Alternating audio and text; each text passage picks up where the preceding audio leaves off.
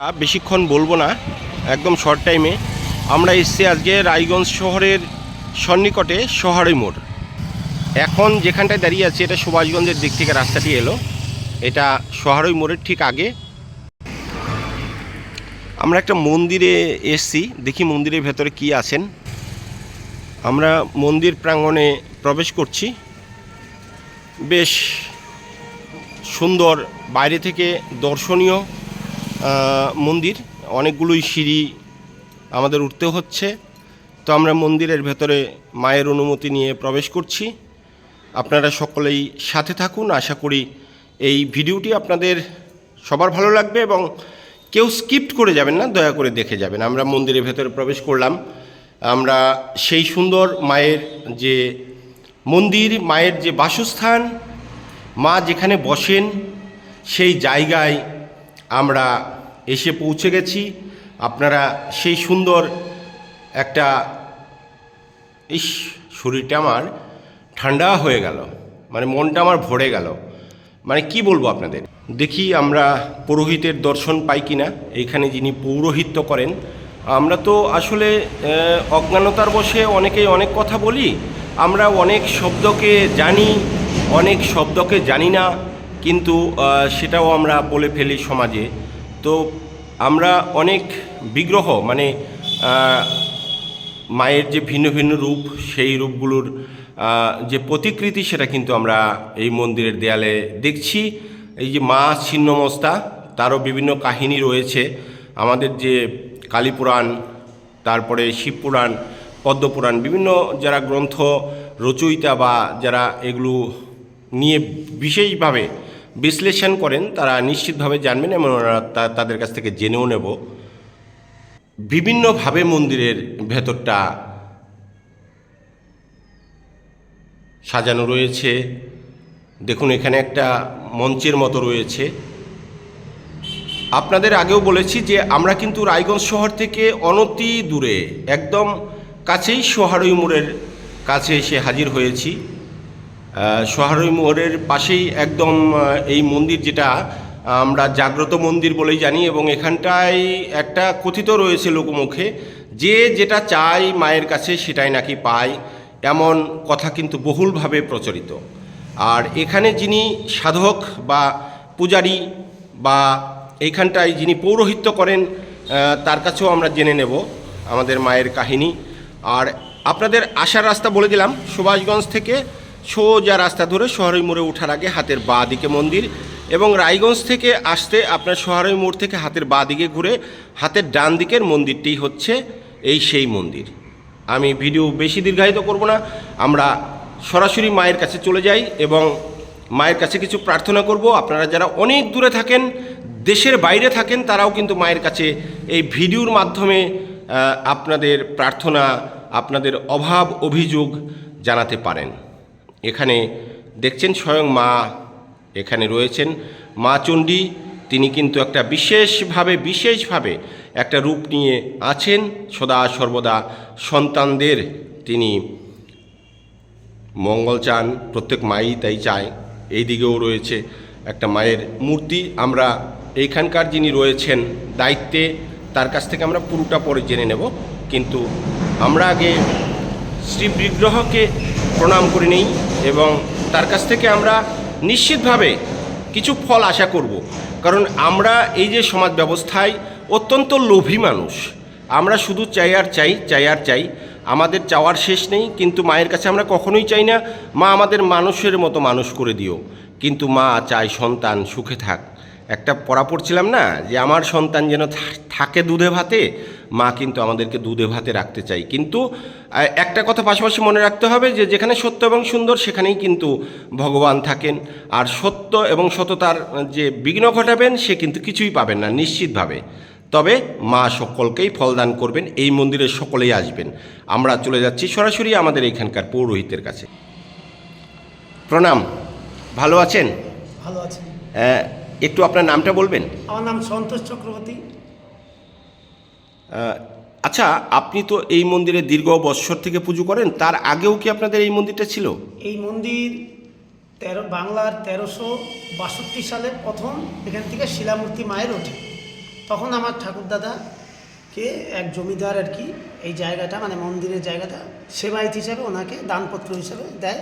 তখন থেকেই তারপর বাবা, তারপর বর্তমানে এখন আমি আছি, এইভাবেই চলে আসছে বংশ পরম্পরায়, মানে বংশ আপনারা পরম্পরায় কিন্তু আমাদের। বংশ পরম্পরায় এই মায়ের পুজোরই, তাই তো? একদম। তো বলছি যে এই মা আসলে কি প্রসাদ এইখানটায় হয়, মায়ের পুজোটা কখন হয়, ভক্তবৃন্দরা যদি আসে আমাদের ভিডিও দেখে তাহলে কখন আসতে বলবো তাদেরকে এবং এখানে সকাল- আপনার সঙ্গে কথা বলতে পারবে? এখানে সকাল 7টায় মায়ের মানে ফল প্রসাদ দিয়ে প্রথমে পূজা হয়, তারপর 10টা থেকে 11টার মধ্যে অন্নভোগ হয়। প্রতি সোমবার করে এখানে মায়ের ভোগের পর একটা ভান্ডারা হয়। সমস্ত এলাকাবাসীরা এবং পাশের শহর রায়গঞ্জ শহর থেকেও আসে। প্রতিদিন নিয়ম মতো পুজো হয় এবং আশেপাশে ভক্তরা সবাই এখানে আসে, দূর দূরান্ত থেকেও অনেকেই আসে। তো এখানে আসতে গেলে মোটামুটি আমি সারাদিনই থাকি, দুপুর 2টো 3টে অবধি বাড়িতেই থাকি, মানে এই মন্দিরেই থাকি আমি। এখানেই আমার পাশেই বাড়ি, মানে এই মায়ের জায়গাতেই বাস করি আর কি। এইভাবে বলছি যে কেউ যদি ভান্ডারা দিতে চায় তাহলে কি আপনারা গ্রহণ করেন? হ্যাঁ, সেটা গ্রহণ করা হয়। আচ্ছা মায়ের ভান্ডারা হিসাবেই সেটা গ্রহণ করা হয় এবং আচ্ছা। অনেকে করেও যাচ্ছে। আচ্ছা, তো এমনি সরাসরি যদি মাকে প্রণামী হিসেবে কেউ টাকা দিতে চায় তার ব্যবস্থা রয়েছে? হ্যাঁ, তার ব্যবস্থাও রয়েছে। মানে এখন তো আসলে মানুষের সময়ও খুব সংকীর্ণ এবং ইচ্ছে থাকলেও অনেকে অনেক কিছু করতে পারে না, অনেকে দেশ বিদেশে থাকেন। তারা যদি টাকা আপনাকে পাঠাতে চায়, মানে আপনাকে না, মায়ের পূজার জন্য পাঠাতে চায়, তাহলে তার কোনো ব্যবস্থা আছে? তার ব্যবস্থা আছে, অনলাইন ব্যবস্থাও আছে। আচ্ছা, আমরা পরবর্তীতে জেনে নিচ্ছি ওনার অনলাইনের কি ব্যবস্থা রয়েছে। তবে আপনারা যদি কেউ কিছু এখানটায় দান দক্ষিণা করতে চান তাহলে সেটা গৃহীত হবে। এবং আপনাদের সর্বোপরি যে কথাটা বলে রাখছি যে এখানে কিন্তু সেবাই ধর্ম, মানে নররূপে নারায়ণ এখানটায়, মানে মূল কথা এই মন্দিরের যে মানুষের মধ্যেই ভগবান, দেবতা তো অবশ্যই রয়েছেন, তাদের আশীর্বাদ রয়েছেন। আর যিনি সাধক তিনি কিন্তু বলছেন নিজে যে উনি উপলক্ষ মাত্র। আচ্ছা, যাই হোক, আপনি ভক্তবৃন্দদের উদ্দেশ্যে কিছু বলবেন? ভক্তবৃন্দের উদ্দেশ্যে এইটুকুই বলার আমার, এখানে প্রতিনিয়ত পুজো হয়, সেবা হয়, ভক্তরা এখানে আসবে। আমি এটাই চাই মায়ের দর্শন করুক। প্রতিদিন পুজো হচ্ছে, প্রতিদিন ভক্তরাও আসছে, সবাই আসুক। আমি সবাইকে আহ্বান জানাই, মায়ের কৃপা লাভ সবাই পাক। বলছি যে একটু সবাইকে বলে দেবেন যে বাৎসরিক পুজোটা কবে হয়? বাৎসরিক পুজো হয় মহালয়ার দিন থেকে দুর্গাপূজার দশমী, এই 10 দিন টানা বাৎসরিক পুজো চলে। তারপর 12 মাসেই ওই নিত্য পূজা যেটা হচ্ছে, দিনে 2বার করে নিত্য পূজা হচ্ছে। আর সন্ধ্যাবেলা কি সন্ধ্যা আরতি হয়? সন্ধ্যা আরতি হচ্ছে। কটা থেকে হয়? বাল্যভোগ হয়, লুচি সুজি এগুলো হয়। সন্ধ্যা 6টায় আরতিটা শুরু হয়। আচ্ছা, 6টা 6:30টায় শুরু হয়ে যায়। আপনারা যারা আরতি দেখতে চাইবেন তখন কিন্তু মায়ের ঠিক যে রূপটা হয় সেটা কিন্তু একদম দর্শন করবার জন্য, মানে দেখার মতো আপনারা এখন যে মায়ের যে প্রতিকৃতি দেখতে পাচ্ছেন, মায়ের যে রূপ দেখতে পাচ্ছেন, ঠিক পুজোর সময় কিন্তু রূপের পরিবর্তন হয়। অর্থাৎ মা যে বিষণ্ণতা নেই মায়ের মধ্যে, যে মানে যে কি বলবো, আমার তো গা শিউরে উঠছে, মাকে দেখলেই আমার ভালো লাগছে।